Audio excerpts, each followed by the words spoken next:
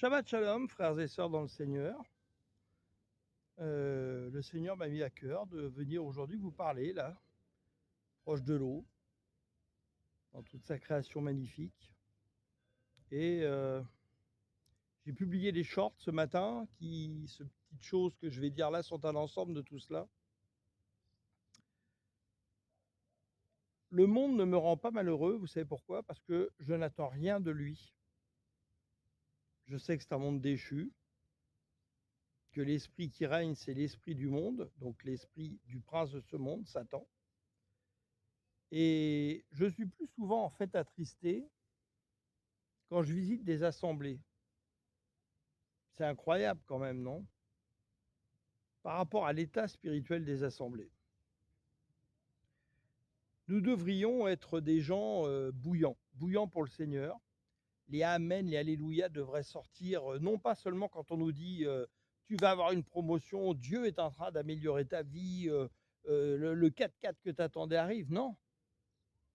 Quand nous avons des paroles vraiment qui nous font comprendre les profondeurs de Jésus et nous faisons comprendre aussi quelle est l'espérance de la gloire qui nous attend, mais pas dans ce monde,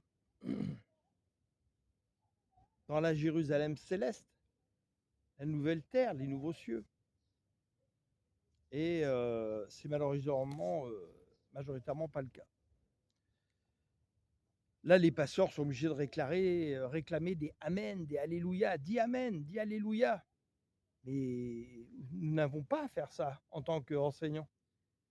Si vous ne criez pas un Amen ou un Alléluia, ou pareil, quand on vient parler sur la chaîne, que vous n'êtes pas capable de faire un commentaire qui montre que vous épousez ce que le Seigneur vient de donner pour vous édifier, vous fortifier, c'est votre choix. Nous devrions être bouillants pour le Seigneur. Or, beaucoup d'entre nous sont tièdes. Et j'ai visité des fous. Je ne sais pas, je n'ai pas fait le compte, mais au moins une centaine d'assemblées depuis 2019 de toutes confessions chrétiennes. Déjà, c'est pas normal. Il n'y a qu'une assemblée. Il ne devrait pas y avoir autant de confessions. Bon, ça, c'est une aparté dont j'ai déjà parlé. Et j'ai eu, gloire à Dieu, cette chance de tomber, mais dans des petites assemblées, où là, je vois des gens bouillants pour le Seigneur, des gens qui cherchent vraiment à être édifiés, mais également repris, corrigés, pour être sûr qu'ils poursuivent le bon combat de la foi, qu'ils mettent leur espérance dans les choses d'en haut, dans le royaume, sa justice, donc dans Jésus, et non pas que dans les choses du monde, qui ne prennent pas Dieu comme un billet de loto gagnant. Et elles sont rares, rares, rares. C'est terrible. C'est terrible. Un de mes amis pasteurs que j'aime beaucoup disait une fois, alors qu'il prêchait des choses extrêmement intéressantes, remplies de la pensée du Seigneur, il disait, si vous ne dites pas Amen, ça vous regarde, c'est que vous n'êtes pas concerné. Alors que Jésus, on dit quoi? Il est le oui et l'amen de Dieu. Dans les patriarches, les promesses, c'était oui, mais attends. Attends la promesse qui arrive.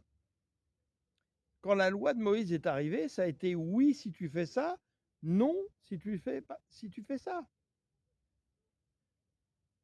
Mais avec Jésus, c'est le oui et l'amen de Dieu.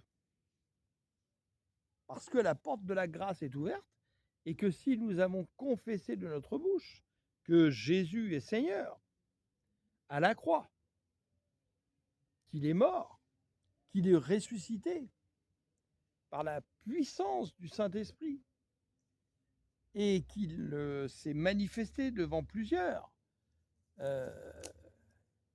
et qu'ensuite il est monté à la droite du Père, d'où il est assis sur le trône et qu'il nous a envoyé le Saint-Esprit, si nous avons décidé de faire notre baptême de repentance, passer par les eaux du baptême pour renaître d'en haut par l'Esprit, alléluia, alléluia.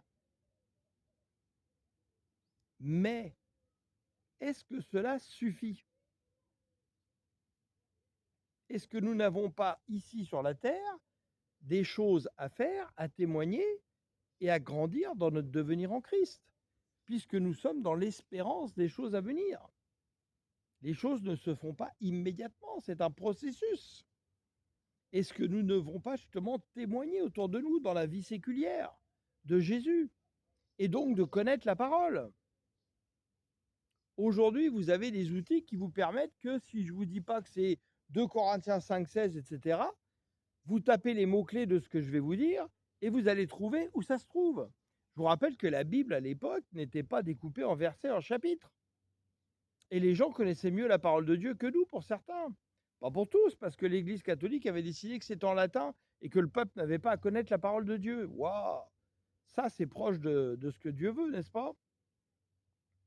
Il a fallu attendre les années 70 pour qu'on puisse avoir des Bibles qui commencent à être traduites pour la majorité en français et qu'on commence à parler en français dans les églises catholiques. C'est de la folie quand même. Et je connais aujourd'hui des catholiques qui disent qu'il faudra reprêcher en latin. Mon Dieu, viens-nous en aide. Donc, je l'ai dit dans un short, que dit la parole? Le sot méprise la réprimande.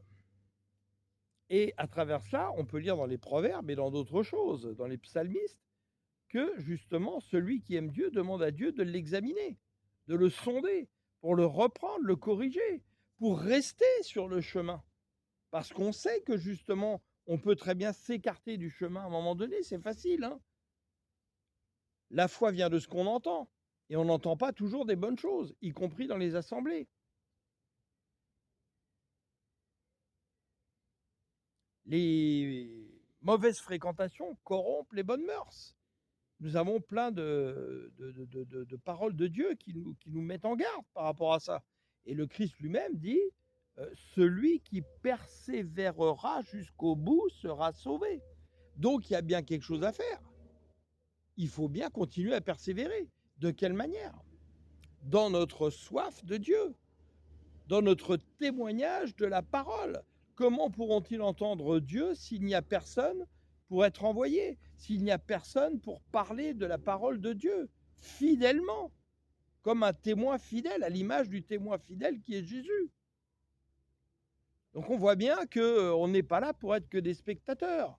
Or le problème, c'est qu'aujourd'hui, majoritairement, et c'est un gros problème, nous ne voulons entendre que des paroles qui nous caressent, les paroles qui viennent nous dire toutes les promesses de Dieu qui sont dans notre vie, etc., mais jamais les choses qui nous disent attention, pars pas par là, fais attention, est-ce que tu es vraiment bouillant pour le Seigneur?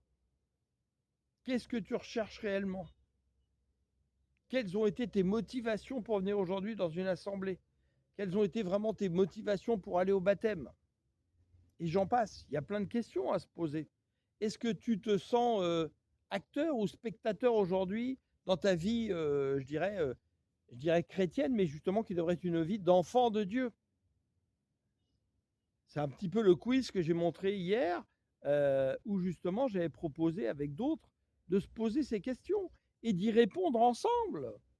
Et suivant justement le résultat, de se dire, bien là, il faut peut-être qu'on appuie plus fort. Là, ainsi de suite, etc. Vous voyez? Je veux dire, il faudrait qu'on ait à cœur d'avoir un vrai travail fraternel ensemble. Or, c'est triste de voir qu'aujourd'hui, on va à des assemblées, le dimanche, les gens se font des accolades, tatati, tatata, mais c'est très rare qu'ils s'appellent.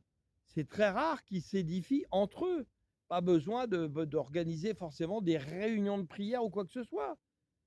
On a tous les outils aujourd'hui pour se faire un petit groupe WhatsApp, s'appeler régulièrement, mettons une fois par mois, pour faire un débriefing de ce qu'on a vécu, de bien, de pas bien, quelles sont les souffrances qu'on a ressenties, les bonheurs, les joies, qu'est-ce que le Saint-Esprit nous a dit pour s'édifier les uns les autres, mais rien.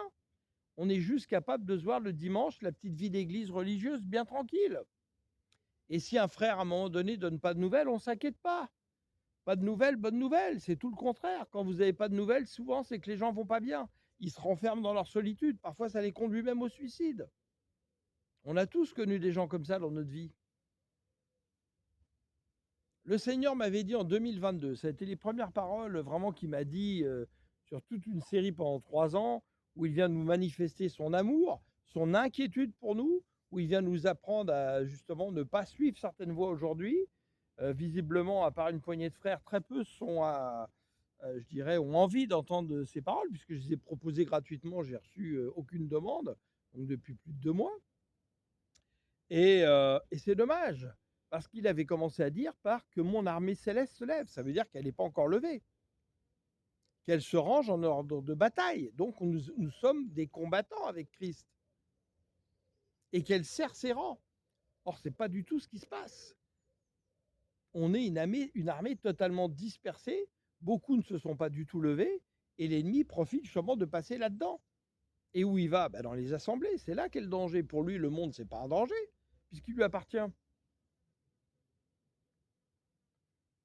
Donc c'est des choses dont j'ai pu parler, mais voilà, j'essaie de faire un petit melting pot aujourd'hui pour vous dire que nous devrions réclamer aussi les réprimandes de Dieu pour justement grandir dans notre devenir en Christ, pour rester sur le chemin, donc dans les pas de Jésus, parce qu'ainsi nous sommes dans la vérité, et si nous demeurons dans la vérité, nous sommes libres et nous aurons la vie, la vraie vie.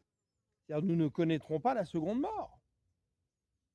Malheureusement, on le sait, vous avez même des serviteurs de Dieu qui, pour des questions d'intérêt, d'argent, de pouvoir, se sont écartés du chemin et deviennent comme les pharisiens, des conducteurs aveugles qui conduisent d'autres aveugles. Et si justement nous grandissons dans notre amour de Dieu, le Saint-Esprit va nous donner davantage chaque jour, nous alimenter, dont le discernement pour dire attention, là où tu l'as mis les pieds, il y a un danger. Donc voilà, je voulais vous faire ce petit rappel qui est vraiment important et de manifester davantage votre fraternité, non pas humaine, mais votre fraternité de Dieu, les uns envers les autres. Et puis, un petit rappel, quand j'ai créé cette assemblée au départ, à la demande du Seigneur pour justement édifier des croyants forts en Jésus, je n'avais même pas mis de choses avec un compte bancaire ou des choses pour des offrandes, etc. Je l'ai mis après, peut-être au moins 1 an et demi après. Et comme je vous l'ai déjà dit, on reçoit quasiment rien. Pourtant, le Seigneur nous a mis des projets avec ma femme pour faire d'autres choses pour évangéliser que la chaîne, qui nécessite de l'argent, qui nécessite des moyens. Euh, un pays où on doit aller, pareil, tout ça va nécessiter de l'argent. Et on reçoit toujours rien. Vous n'avez pas à cœur de nous aider alors que nous passons beaucoup de temps, nous, pour vous. Et c'est dommage, vous voyez. Mais bon, ça regarde chacun, hein. Je veux dire, on vous mettra jamais le couteau sous la gorge. On vous rappelle juste que quand on fait cela, le Seigneur voit nos parfums de bonne odeur si elle vient d'une conviction du cœur. Et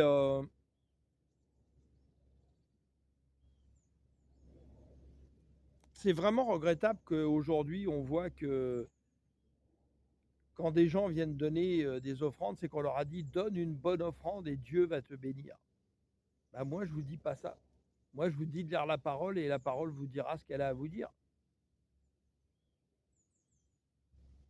Dieu vous a béni de toute manière depuis Adam. Mais par contre, il y a plein de bénédictions en Jésus dans les lieux célestes qui sont rattachées à l'alliance avec Jésus. Et ces bénédictions, elles sont en nous.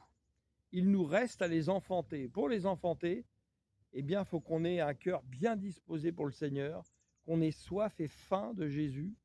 Et c'est ainsi qu'on peut commencer à enfanter toutes sortes de bénédictions. J'en reçois régulièrement des bénédictions et par des frères et sœurs parfois qui me connaissent vraiment physiquement. Et je les remercie, je leur rends grâce et je dis au Seigneur vraiment d'arroser leur vie. Et aussi par plein de petites choses dans mon quotidien où je vois la main du Seigneur qui est là, qui ouvre des portes, etc., qui vient me donner des paroles de connaissance.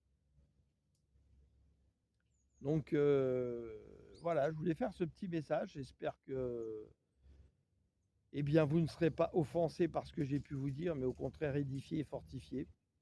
Et que le Seigneur fasse le reste. Moi, je fais ma part. Et que nous puissions déposer tous nos fardeaux à ses pieds. Parce que on sait que Dieu use de patience parce qu'il voudrait que tout le monde soit sauvé. Et si vous avez de l'amour pour le cœur de Dieu et que vous disposez votre cœur, vous allez ressentir ça aussi à un moment donné. Cela vous attriste de voir que beaucoup ne veulent pas recevoir les profondeurs de Dieu et demeurent dans des choses religieuses superficielles qui ne les sauveront pas. Donc, mais Seigneur, aujourd'hui, je dépose tout cela à tes pieds et je te demande, Seigneur, de venir nous reprendre, nous corriger, nous examiner et d'ouvrir nos cœurs qui sont souvent très arides encore, afin que nous ayons vraiment des cœurs remplis de ton amour à l'image de ton cœur. Merci Seigneur et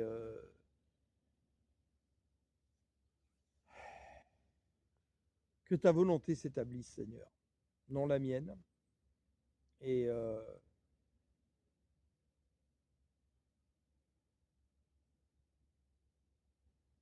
je vous aime. Sinon, je ne passerai pas autant de temps pour vous parler, dans le seul espoir qu'il en ressortira des croyants qui soient réellement des enfants de Dieu, plus solides dans la foi, plus solides en Jésus, et qui puissent vraiment réclamer davantage chaque jour de la parole solide, de la nourriture solide. On commence avec le lait spirituel, mais à un moment donné, comme tout enfant qui veut grandir et croître, il faut qu'il passe à la nourriture solide. Allez, bien à vous dans le Seigneur. Shabbat Shalom.